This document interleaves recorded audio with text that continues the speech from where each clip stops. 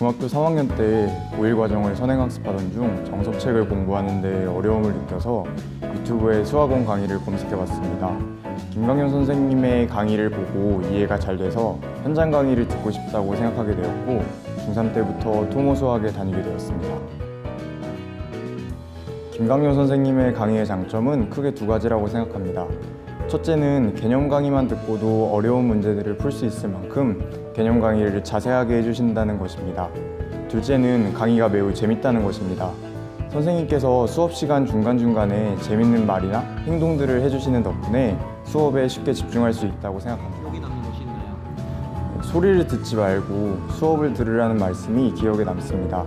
수업을 듣거나 자습을 할 때 세부 사항에 집중하여 핵심을 잡지 못하는 경우가 종종 있었는데 소리를 듣지 말고 수업을 들으라는 말씀을 듣고 핵심을 먼저 잡으면서 공부하는 습관을 기를 수 있었습니다. 슬럼프가 왔다는 생각이 들 때는 그냥 힘든 감정을 그대로 느끼면서 공부 외에 다른 생각을 하며 공부가 잘 될 때까지 기다렸습니다.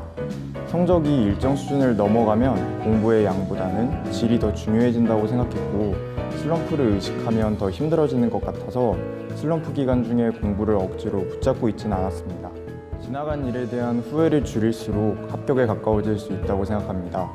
예를 들어 계획한 공부를 다 하지 못했을 때 후회의 감정을 느낄 수 있는데 후회를 하는 것은 앞으로 공부할 수 있는 시간을 스스로 빼앗는 것이므로 좋지 않다고 생각합니다. 어려운 일이지만 후회하는 시간을 공부 시간으로 바꾼다면 후회도 없어지고 합격에도 가까워질 수 있다고 생각합니다.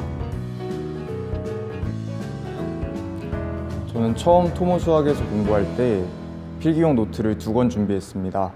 한 권은 수업 시간 중에 선생님의 사고 과정이나 개념들을 필기하는 데 사용했고 나머지 한 권은 집에서 수업을 복습하며 기억해야 할 것들을 가독성이 좋게 요약하는 용도로 활용했습니다. 이후 요약된 노트를 반복해서 읽으면서 개념을 스스로 설명할 수 있도록 만들었습니다. 방학 기간에는 수능 공부를 주로 했습니다.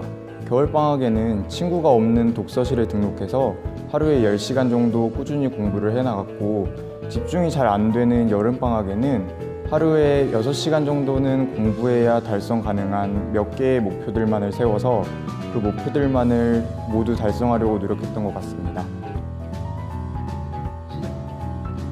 학교 쉬는 시간에는 가능하다면 토모수학 숙제 문제들 중 쉽게 풀 수 있는 문제들을 풀어놓으려고 노력했습니다. 다른 자투리 시간에는 휴대폰을 하거나 친구들과 떠들거나 잡생각을 하면서 스트레스 해소에 도움이 될 만한 활동들을 주로 유동적으로 했던 것 같습니다. 저는 비교과 활동이나 자기소개서 작성에 있어서 틈틈이 고민하다가 나중에 문득 좋은 아이디어가 떠오르는 경험을 많이 했는데 그 경험들이 결국 합격으로 이어졌다고 생각합니다. 따라서 학생부 종합 전형을 준비하는 학생들의 경우 공부가 잘 되지 않거나 휴식이 필요할 때 어떤 비교과 활동을 할지를 설계해보거나 자기소개서의 틀을 짜보는 것을 추천하고 싶습니다.